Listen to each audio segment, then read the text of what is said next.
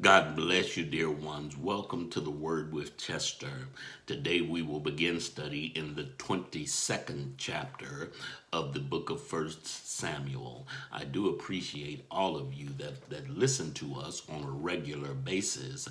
I want you to know that it's a blessing to me to know that you watch and that you are there. For the benefit of those that have just started to watch us, let me take time to explain what we're doing. Dear ones, we are teaching through this Bible, verse by verse and chapter by chapter. We give commentary as we read through the Bible. If you stay with us the full time and every day, you will read completely through the Bible, verse by verse and chapter by chapter. This is actually my daily devotion where I read a chapter and I share that chapter with the listening audience. I want you to know how much I appreciate you for tuning in and taking part in that devotion. Also, we have a television ministry where one time a week we broadcast on television, and that's the Now Television Network. We broadcast on Saturday morning, every Saturday morning at 7:30 a.m.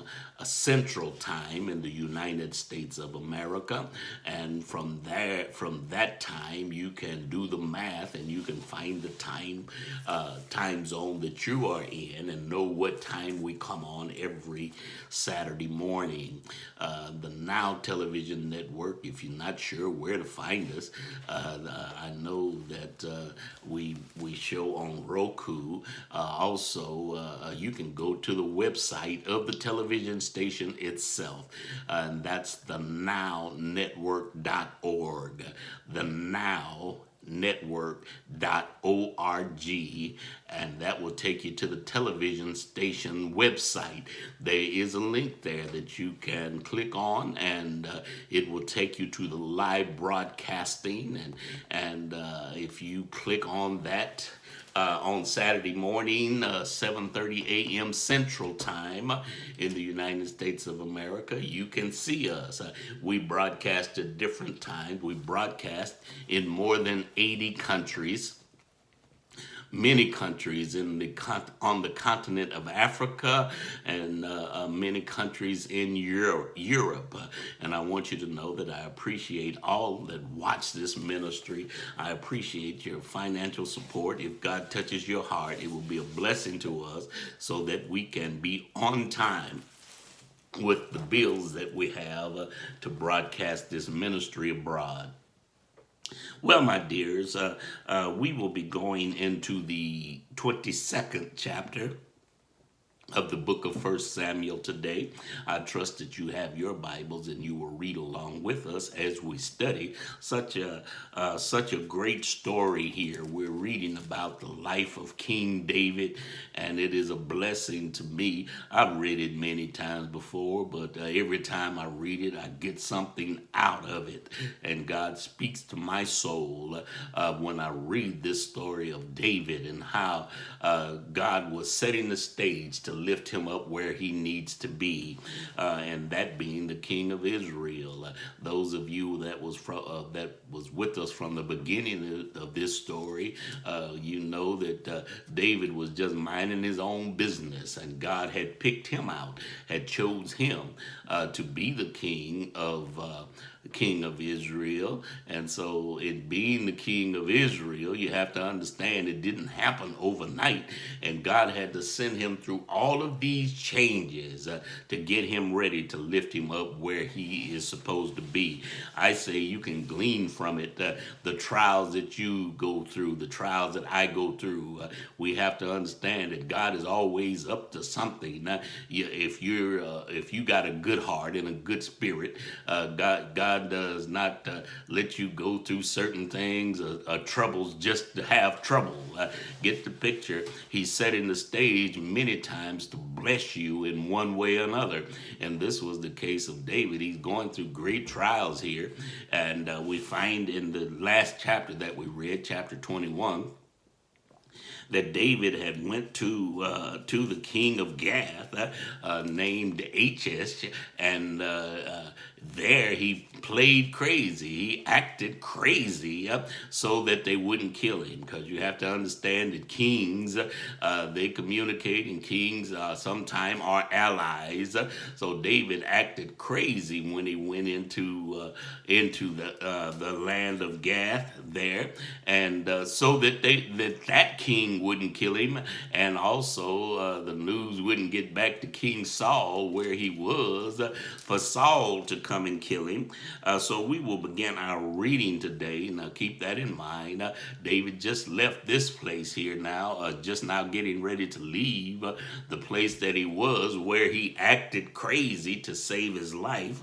Well, we'll read in verse 1 of chapter 2. I trust that you'll read along with me. The Bible reads, David therefore departed from there and escaped to the cave of Adullam. And when his brethren and all his father's house heard it, they went down there to him. So you have to get the picture. Not only was David affected by this, his entire family was affected by it. So when they heard where David was, they went to where David was, his entire family. Now let's read in verse 2. And everyone who was in distress, and everyone who was in debt, and everyone who was discontented, gathered themselves unto him, and he became a captain over them, and there were with him about 400 men.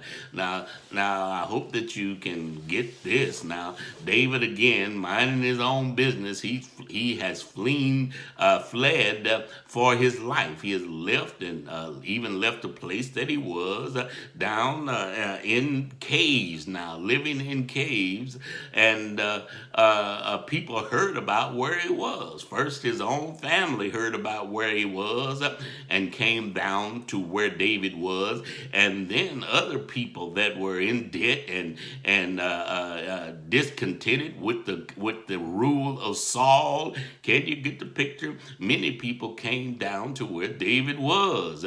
David did not call for them, but I'm gonna let you know something, and you may or may not understand this, that sometime if God has a call on your life, or you are a leader, you're going to find yourself leading whether you're trying to do it or not. Why? Because God will send people to where you are. Now, people many times will come to where you are, sometimes because they are discontented other places, and this was the case here. Many of them were discontented the way Saul was handling things. And so they heard where David was, and they went down to where David was. Can you get the picture? First, his family. You have to understand that his family was in jeopardy too. Why? Because they was related to David. And that's one of the places if the FBI or anybody else is looking for someone, they put surveillance right out on their family in case you slip in to visit or slip in to get something. They begin to surveil a person's family, and so David's family was in jeopardy as well. But get the picture. David's family went down to where David was. His mother and his father and his brethren, they all came down to where David was. And not only his family, all of the other people that was discontented with the leadership of Saul, and they gathered to where David was, and David had about 400 men there. And get that now, David wasn't out looking for an army. They came to where he was. David was not out looking for anything. He was just trying to save his life by fleeing into the caves, and he became their captain. He became their leader, and he wasn't even trying to. So you got to get that picture. You don't have to go out looking for a position. If God has his hand on you, he'll give you what you're supposed to have. And I'm a witness to that myself. So I'd be minding my own business, and God gives, and I'm not boasting in this. this, but many times just me doing what I do, there's somebody that wants to hear what I have to say, and I'm grateful for God, grateful to God for that. But it's not that you're out trying to be somebody that you're not, or you're not trying to lift yourself up, or anything of that nature. And so David was minding his own business, and all of these people came down to where he was. Now he had 400 men there now, and usually when you talk about 400 men, whatever amount of men that you talk about, sometimes there's ladies in the presence. You got to get the picture. David's whole family came down there, so it was some women in the presence. So I don't know the number of people that was there following David, but I do know he had 400 men. In verse 3, and David went from there to Mizpah of Moab, and he said unto the king of Moab, let my father and my mother, I pray thee, come forth and be with thee till I know what God will do for me. He was trying to get his mother and father to safety, because he didn't know what Saul was going to do. So he was trying to get his mother and father to safety. So he took them down to Moab, and asked the king, can my mother and father stay here until I know what the Lord will do for me? In other words, David had faith in God, and he would always bring God into the equation, but he wanted to know what God was going to do for him. He knew that he had faith that God was going to bring everything out all right, just like he had in time past, but he didn't know. He was in limbo here, so he took his mother and his father to safety. Now let's read in verse 4.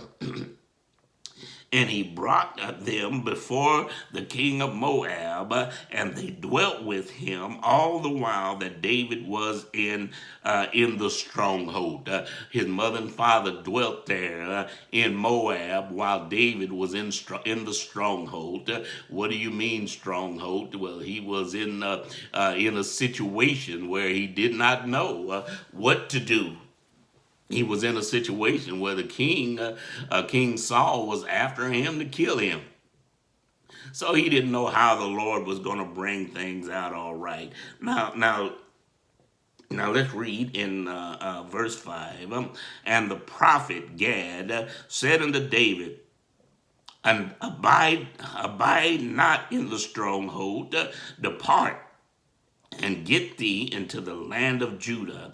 And David departed and came into the forest of Hereth. Now, get the picture. In the stronghold, there in the caves, he was held up there because he didn't know what to do. And the prophet told him, you go down. Now you go down to come out of this stronghold and depart.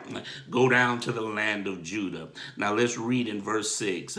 When Saul heard that David was discovered, and the men that were with him, now Saul abode in Gibeah under the tree of Ramah, having his spear in his hand, and all his servants were standing about him. Now, I want you to get this picture. I'm going to say a few things in a moment, so stay with me. And Saul saith unto his servants, who stood about him, hear now, ye Benjamites, will the son of Jesse give every one of you fields and vineyards, and make you all captains of thousands and captains of hundreds? In other words, did David do anything for you? And so what is Saul saying? Should I read that again? Please excuse me. What is Saul saying? Then Saul said to his servants who stood about him, hear now, ye Benjamites, will the son of Jesse give every one of you fields and vineyards, and make you all captains of thousands and captains of hundreds? Can you get the picture? Saul's we have a word for that. The narcissism, I guess you would call it, is coming out in Saul. In other words, what did David David do for you? I did all these things for you. So can you get the spirit of Saul? I did all these things for you. David didn't do anything for you. He's now appealing to the financial aspect of things. It's something about when people want you to do wrong, they go to talking about how much money they'll give you, how much money they have already given you, a land, a position, or titles. When they want to do wrong, they want to bring all these type of things up so that you will do wrong with them. Well, let's read on in verse 8. And all of you have conspired against me, and there is none that discloses to me that my son hath made a league with the son of Jesse, and there is none of you that is sorry for me. In other words, nobody's feeling sorry for me now. I'm out trying to kill this man, and everybody's conspiring against me. And that's a narcissist thing, that everybody's conspiring against me, or showeth unto me that my son has stirred up my servant against me, to lie in wait as at this day. In other words, nobody is on my side on this. Now I gave y'all all of this stuff. I gave you land. I gave you positions. Some of you captains over thousands and captains over hundreds. I gave you all these things, and then y'all still are gonna turn against me. Can you see the attitude of the king? In verse 9, then answered Doeg the Edomite, who was set over the servants of Saul, and said, I saw the son of Jesse coming to Nob, to Ahimelech, the son of Ahitub. Now get the picture. Remember, we read about this man when David was there at the prophet, where he got the bread, got provision there so that he could eat. Now let's read in verse 10. And he inquired of the Lord for him. In other words, the priest inquired of the Lord for him, and gave him provision, and gave him the sword of Goliath the Philistine. Then the king sent to call Ahimelech the priest, the son of Ahitub, and all his father's house, the priests who were in Nob, and they came all of them to the king. Now, this man told them that he saw David down there and all the things that had transpired. Now, he called all of those priests down to where he was. He's going to have a conversation with them now in verse 12. And Saul said, Hear now, thou son of Ahitub. And he answered, Here am I, my lord. Showing respect to the king. Here am I, my lord. Verse 13, and Saul said unto him, Why have ye conspired against me, thou and the son of Jesse, in that thou hast given him bread and a sword, and hast inquired of the Lord for him, that he should rise against me to lie in wait as at this day? In other words, he's asking the priest, why did you do this? Why did you give him bread? Why did you give him a sword? And why did you inquire of the Lord for him? Now let's read in 14. And Ahimelech answered the king and said, And who is so faithful among all the servants as David? In other words, somebody will tell you the truth. This priest just stood up and told him the truth. In verse 14, and Ahimelech answered the king and said, And who is so faithful among all the servants of David, as David? Who is? In other words, David's been good to you. Who is the king's son-in-law, and goeth at thy bidding, and as honorable in thine house? So the priest just asked him a question. Who has been more loyal to you than David?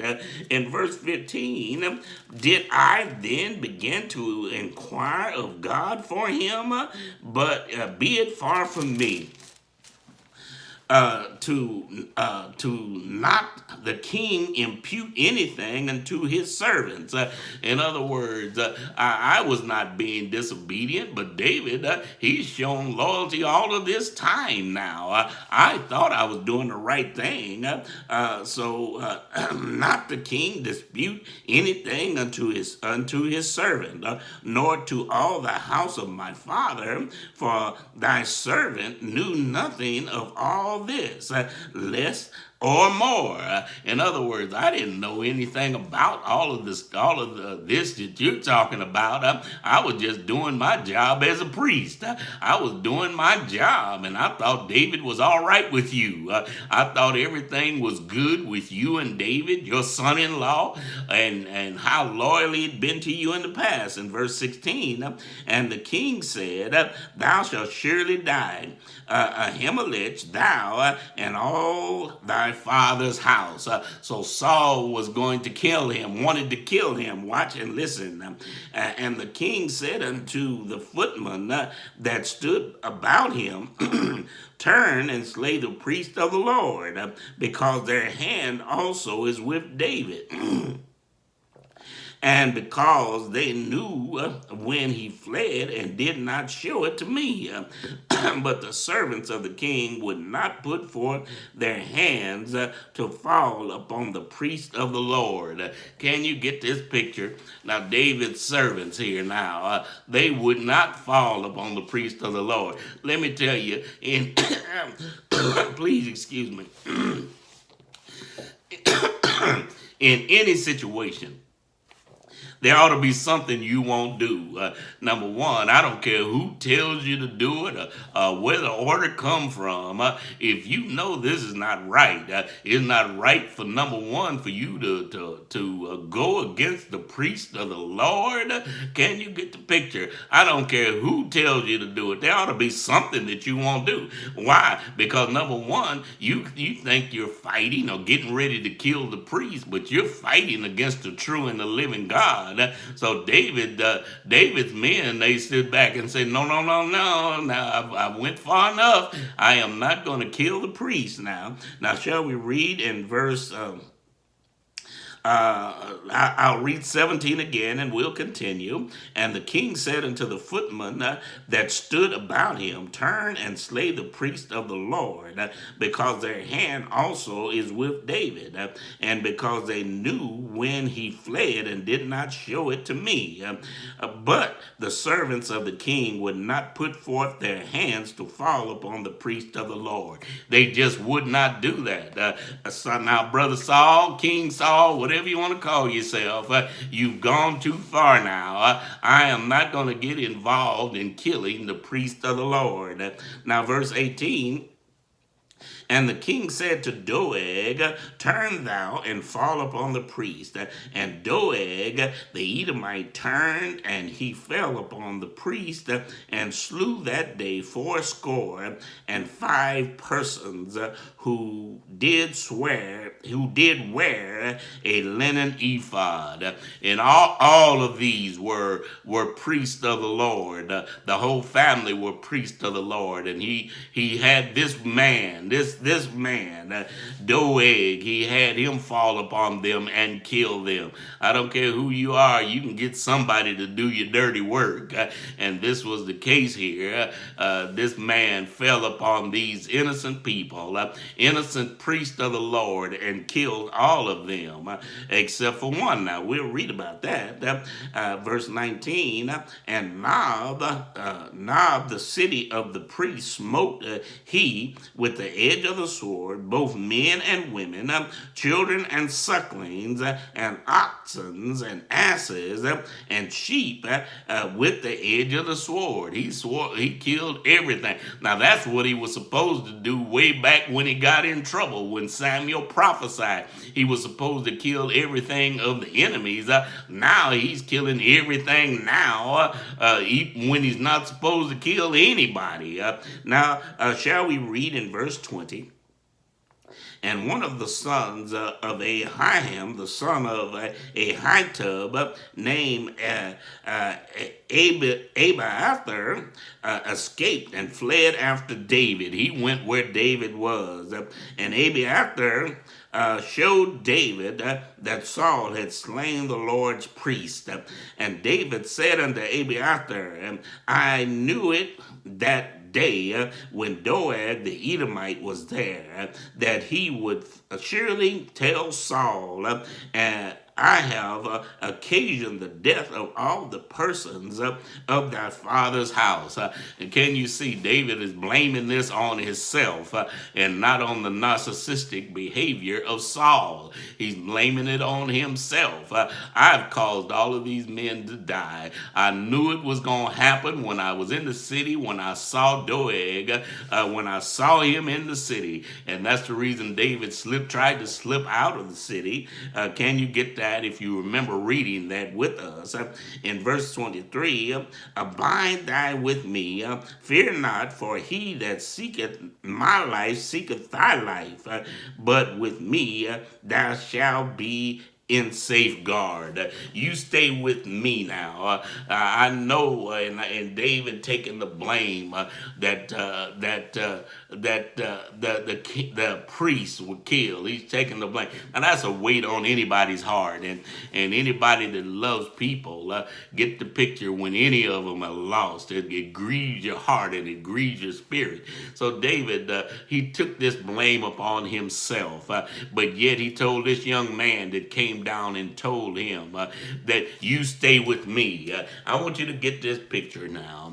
That David, now he hadn't did anything wrong. All he was doing was trying to save his life, and God sent people to him to follow him. He was that kind of leader. He had a reputation. He had a reputation of leadership. He had a reputation of being a good man. He had a reputation of being loyal even to the king. He was loyal to him, and people saw the wrong that the king was doing. He saw the wrong that Saul was doing. All of them there, even his own men, saw the wrong. Saul's own men, they saw the wrong that Saul was doing, and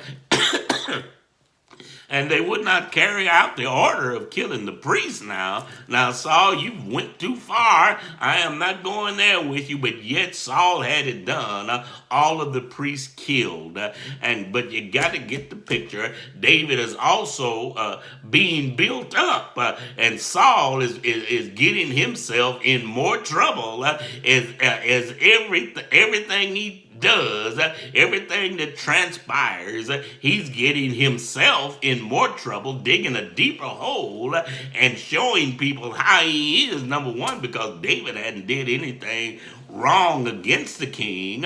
So all of the men looking on, they could see, although Saul was the king and many of them would take his orders because he was the king.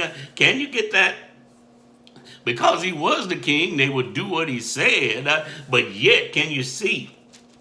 Every time they did an order that didn't make sense, every time that they reach out and kill innocents, it was getting Saul, digging a hole for Saul, but yet lifting David up. Every time Saul would reach out to get him, the more people would go and begin to follow David. Well, my dears, I'm trying to show you this, show you the picture, how God is giving it to me. I want you to know that the Word of God is so rich, and if you study it and study these stories out, you'll see the magnificent hand of God and what he is doing. Well, my dears, I want you to know that I love you. I love you with the love of the Lord. God bless you, my dears.